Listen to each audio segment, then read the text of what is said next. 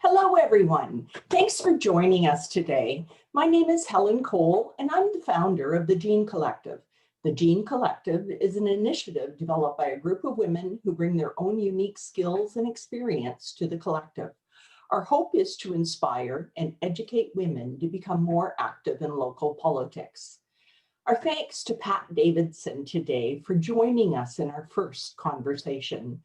With 35 years experience in politics, Pat started her career at the local level as an elected member of council in Wyoming, Ontario. She also served 5 terms as warden of Lambton County and then was elected to the House of Commons, Canada, from 2006 until 2015. Welcome, Pat. We're so glad you're here. So thank you, Helen. Often we have a reason for throwing our hat into the ring. I remember that when I ran for council in the city of St. Thomas, I wanted to find a way to save Alma College and to promote the community. I soon found that there were many issues that needed my attention, and I went on to serve 3 terms in office as an elected councillor. So that's just a little bit about me, but really we're here to talk about Pat. So Pat, what was your why? What made you decide to run for office? Well, Helen, I did have a why, and I must say that I was never a political person growing up. That was not on my radar screen. I didn't come from a political family, but my husband and I had built a home in Wyoming, and they were putting a major drain through the property beside our home. The restoration of that project was horrendous, and we had really a lot of disruption from that. We had construction equipment in our backyard. We had restoration that was never completed.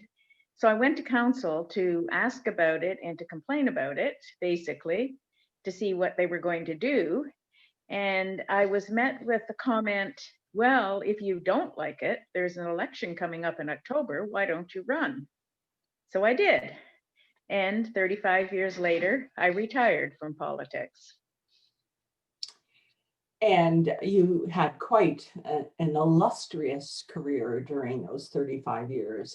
It's been very enjoyable to watch you. And you really blazed a trail for many of us because 35 years ago, there were not a lot of women in politics in those days. So that leads me to my next question. What was the biggest challenge you faced as a woman in politics? And maybe you can touch a bit on, will other women who may consider running now, will they face similar challenges, or will the challenges be a little different? Well, I think that my challenges will be different than somebody running in politics today. Now, I found the biggest challenge was trying to balance my public and my private life. And anybody running for council will still have that challenge. But I think things are different today than they were in 1980 when I ran. We had a young child. My husband was a shift worker.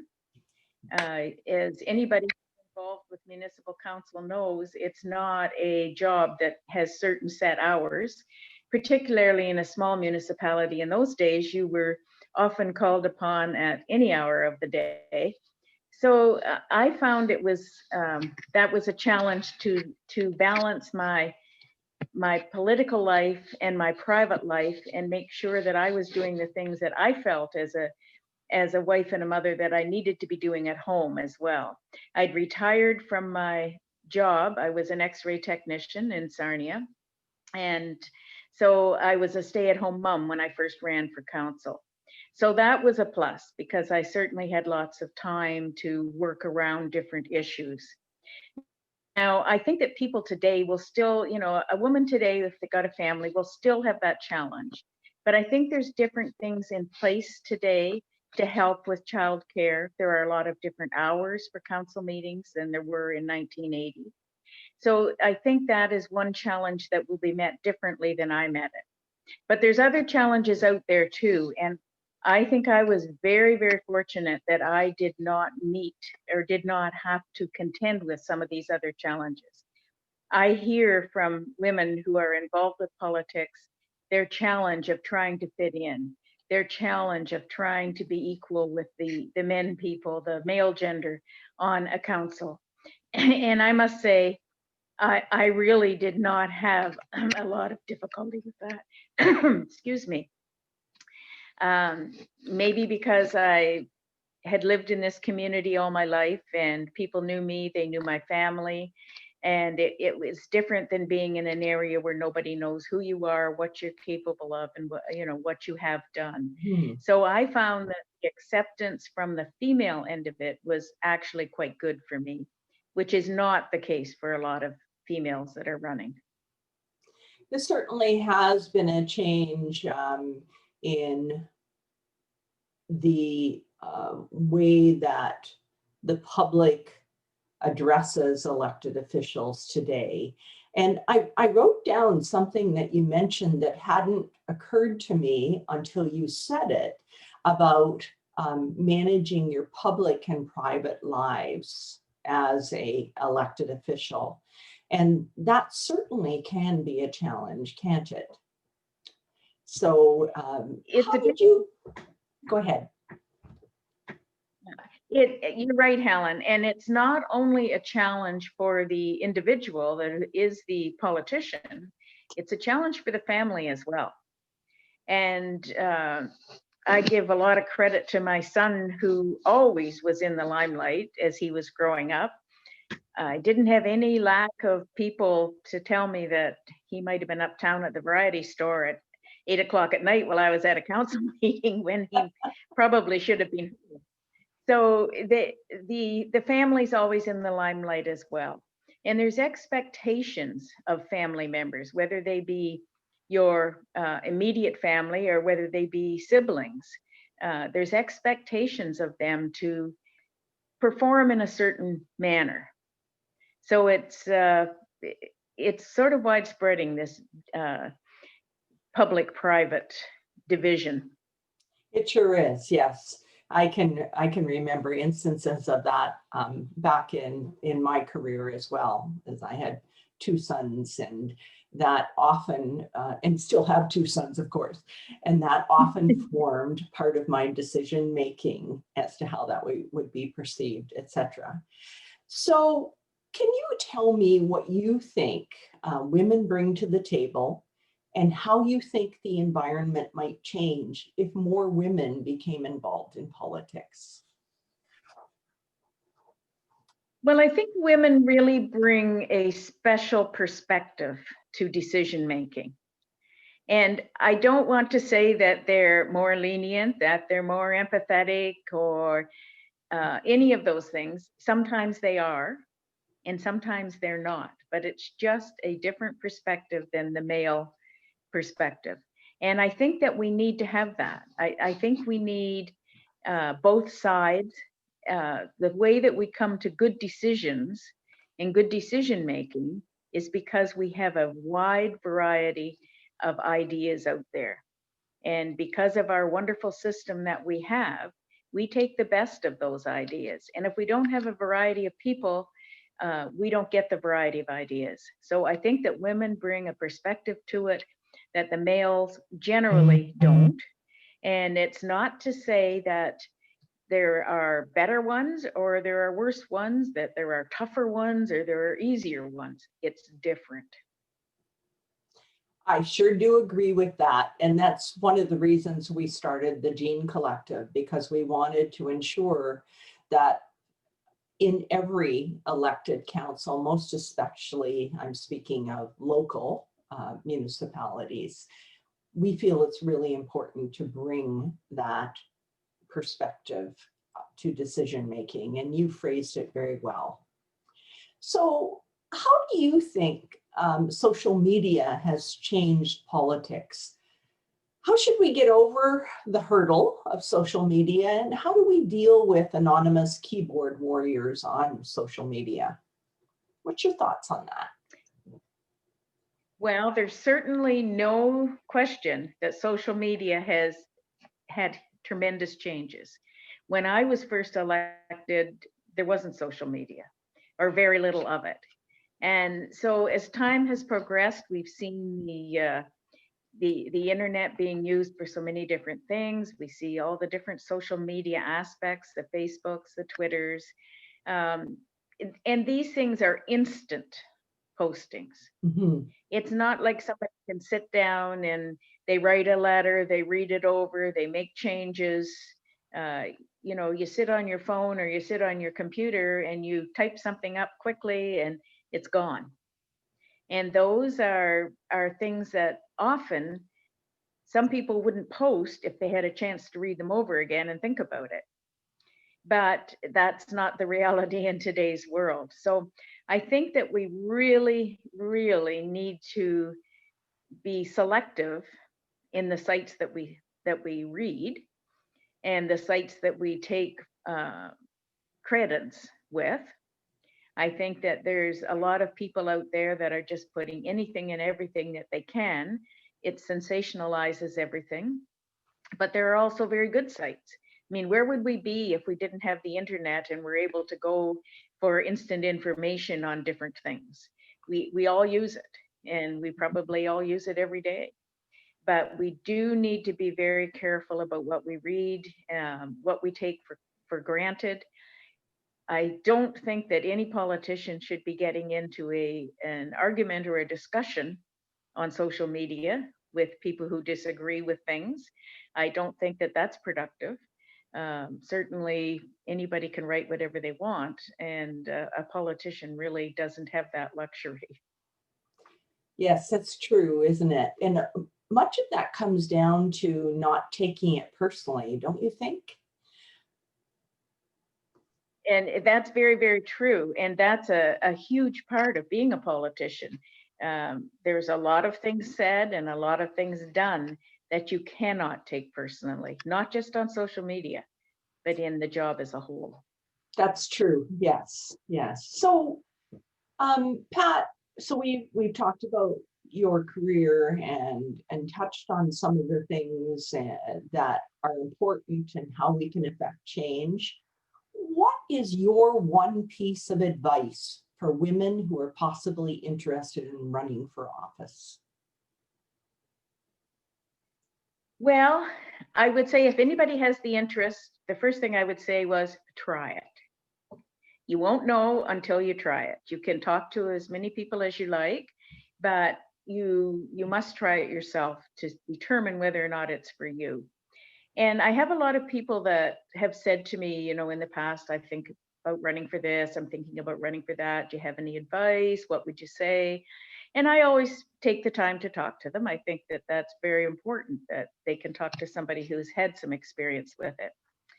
But one person, I shouldn't say one person, but I just had an individual not too long ago that was considering running.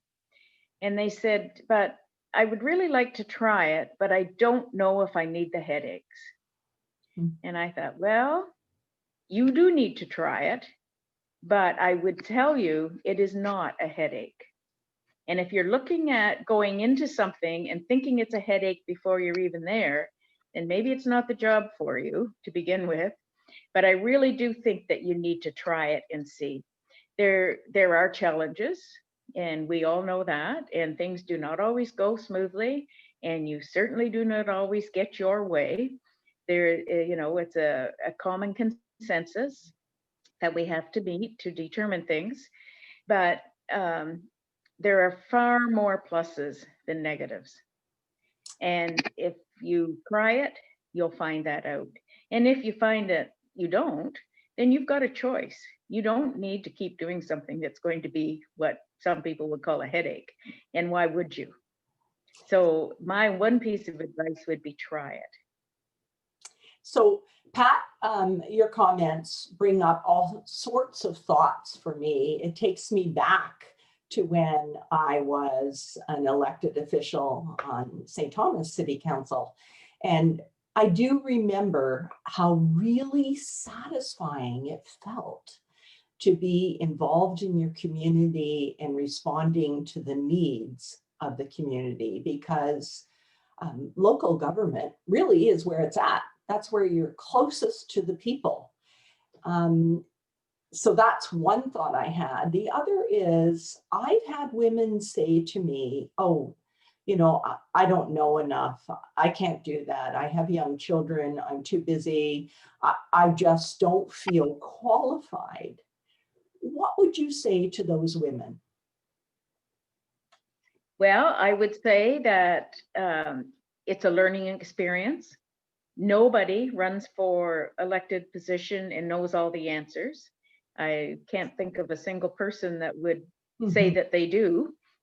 And every day you should be learning something new. And if you're an elected official, believe me, every day you do learn something new. And it's a wonderful, wonderful challenge, but it's also greatly fulfilling. And I think that you should never underestimate yourself. It's surprising what you can learn and what you can do. We can sometimes be our own worst enemy. I know that for sure. So, so Pat, one of the reasons I started this group was because I had a great mentor in Jean McDougall who inspired and encouraged me. We actually named this initiative after her. Was there a woman who inspired you during your career? Well, I've thought about this question several times, and I really do not have one person that comes to mind like you do with Jean. I think that that's wonderful that there was a mentor there that took you under her wing and showed you the rope, so to speak. But I think that I had three people, three women in my life who helped prepare me for what I did. And the first one was my mom. And she taught me the responsibility. She taught me the value of hard work. She taught me that what I start, I finish. And if I have nothing good to say, I say nothing. And that was something that mom drilled into all of us kids as we grew up. And it's something that has stuck with me for all of my life. Now, the second person that I felt was a big influence on me was one of my elementary school teachers. And she taught me to love public speaking. She got me involved in it. It was something that I was scared stiff to do. I thought, I can never do this. I can never stand up in front of people. I can never put a sentence together coherently. She taught me to do that when I was in elementary school, and it's something that has stuck with me for the rest of my life as well. And the third person that always comes to mind was my CGIT leader. And I don't know if people know what CGIT is these days, but it was a church group, Canadian Girls in Training, a youth group. And she taught me to take responsibility and to be a leader. And she encouraged me to become a young leader and then to become a full-fledged leader when she retired. So those are the three women that I always think of when I think of who helped influence me. Thanks, Pat. And you brought to mind CGIT. I also attended CGIT and had forgotten about it, but that was a great experience in my much younger life. So thanks for bringing that back into my life. So Pat, moving along, my next question is, if you were sitting across the table from your younger self and just beginning your journey into politics, what advice would you give to yourself, your younger self? Wow, that's a good question. I guess as the older we get, the more we reflect on things. So I would say that take the time to savor every moment of the experiences that you have would be one thing. I think we go through life taking for granted what's happening to us. And I look back on some of the things that we have done and the experiences that we've had, and I think that probably I should have savored those at the time a little bit more. I think that you need to really cherish the friendships that you've made. You meet some wonderful people from all walks of life, and you meet a variety of people. You meet them from all over the world, and it's something that you need to really cherish those friendships. And the other thing that I think I would say is to thank family and friends more than we do, or more than I did. Um, they make so many sacrifices, and the difference between public and private life is only one of them. You know, there's you're tearing off to a meeting when you feel maybe you should be going to a birthday party, or you should be doing something in your private life. So I think you really need to thank family and friends for the sacrifices they make. How can we encourage more women to get involved in politics, whether that's behind the scenes or on the front line? Well, you just made an interesting point on behind the scenes, and I'm going to talk a little bit about that first because I think that is vitally important. Everybody can be involved in one way or another. And one thing that I always did when I was in Ottawa was I had a student, a university student, who was going to school in Ottawa, but came from the riding. So they knew the area, and they were learning the political life in our capital city. So I think that that's really important to keep people educated, behind the scenes, involved, get on committees, do different things that you can do. Now, I think that what you're doing with your group, the Gene Connection, is certainly one of the best ways that we can do it, because we're getting the word out, hopefully, to a lot of women. And we're targeting, or you're targeting, people who are interested in it. So the interest is there in most cases, and in some cases it may not be, but you may spark that interest. And that's fantastic if that can happen. But we have to make sure that the word gets out and that people talk about it. Um, there's changes now. There's more opportunities for young mums to become involved because there's more benefits out there as far as childcare goes, and those types of things. I think that there's more opportunity to hold meetings at different times, so things are more convenient for those that are on council. When I started on council, every meeting was a night meeting. Shortly after that, meetings changed from one night meeting to one day meeting, and vice versa. They go back and forth. Some municipalities had all day meetings, and that really curtailed who could run sit on that council. So those things I think are far more flexible today than they have ever been. And those things need to continue. That flexibility needs to be there. People who are politicians don't fit a particular mold. They come from all walks of life. Hopefully they have a common interest in making things better for their community. But you know, they do come, they're business people, they're moms, they're dads, they're small business owners, large business owners. They work shift work in this area, a lot of them. So I think that there's flexibility is really needed. I do remember back in the day when I was first on council that all our meetings were at night. They usually started though about 4 o'clock in the afternoon, and I worked full time. So I had to have permission to leave my workplace to do my council work. So it could be challenging, but you're right. I'm noticing there's a difference and there's a lot more flexibility now. So very briefly, Pat, to just move on, we're in challenging times right now, and we all need a little bit of levity now and then. Do you have one good short story, funny story that you could share from your career that makes you laugh when you remember? Well, I have many. As you know, there are, there's serious times and there's times of levity. So, and you need that balance. You need to be able to enjoy yourself in any job.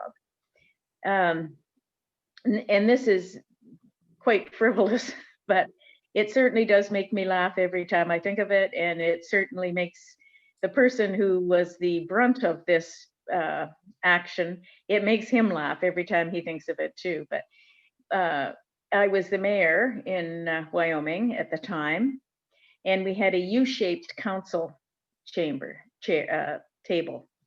So the clerk and I sat at the head, and then the councilors down both sides. And correspondence in those days was read from front to back. Every letter was read out, and the clerk probably got laryngitis before the meeting was over, but she read everything, and people were, they would almost fall asleep listening to this correspondence. So it was right after Christmas, and my family had given me a pair of huge slippers that looked like roosters. And when you clicked the heels, when you tapped them together, they crowed like a rooster. So I wore my slippers. I took them with me to council meeting. And of course, I sat at the front. Nobody could see my feet or anything. And I had them on. And when the clerk was reading out the correspondence, every time she'd start a new one, I would tap my heels together and this rooster would crow. Well, the councilors were just going berserk. They couldn't figure out what was happening. And one counselor in particular, he blamed the clerk. And she kept saying, I'm not doing anything. I don't know what you're talking about.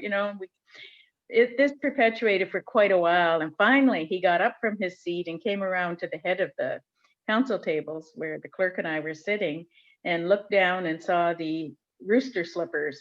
And that's been a joke every time we run into each other, is the rooster slippers. And they still work. That was many years ago. The batteries still work, and now my grandchildren have had turns wearing them. That's a great. But there's. Sorry. That's a great story. Well, and it also brings. So many different things. I'm sorry. No, I was just saying there are so many different things when it comes to levity, but that one, I always think of that one. The other thing, that's a great story, and it is funny, but it also brings to mind the fact that it's really important to, even though these are serious discussions people are having on council, it's important to bring some levity to it as well, to lighten it up a bit. And I wonder if maybe we haven't forgotten that some of the times. Although in another life, I also was a clerk treasurer and worked in small municipalities. And the atmosphere was very different in the small municipalities as opposed to being on city council in St. Thomas. And so, of course, St. Thomas is my memory as an elected official. And I think now we could have used a bit more levity or lightness in those meetings. So thanks for sharing that story. I have one final question for you, Pat. When you look 10 years into the future, what would you like to see in terms of women in politics? Well, I would really like to see a good balance and when it comes to the numbers. I think it's very important that we have the different perspectives represented. And I think if we can get more women elected, then I think we're going to see that balance better than we do today. I'd like to see women know that they can be recognized for the value they bring. I do not want to see quotas. I think that's totally wrong. I don't know of any women who would like to be elected to fill a quota. I know of a lot of women who would like to be elected because they can do a good job. And that's what we need to have recognized, I think. I sure do agree with that, Pat. I want to thank you so much for spending time with us today. I hope that as women listen, they'll be inspired by your experience, because you were a young woman with a child who decided to run for council, was elected, you became the mayor, you served 5 terms on county council, which just blew me away when I learned that. Your experience is really quite inspiring. That's one of the reasons I wanted to start the series, the education series with you. So for those listening, the conversation series is part of the Gene Collective program plan. And you can join us for more sessions. They begin on January the 20th. We have two individuals from Lambton County, one from Sarnia City Council and one from Lambton County Council, who will be presenting, actually they're both on Lambton County Council, who will be presenting their view on what it's like to lead a life in politics. So you can join us for that education series. It starts on January the 20th. You register on Eventbrite, but you can get more information at our website, which is www.thegenecollective.com. So Pat, as I said, I want to thank you once again for joining us today to share your story and provide insight into a life in politics. For those of you that are watching, thank you.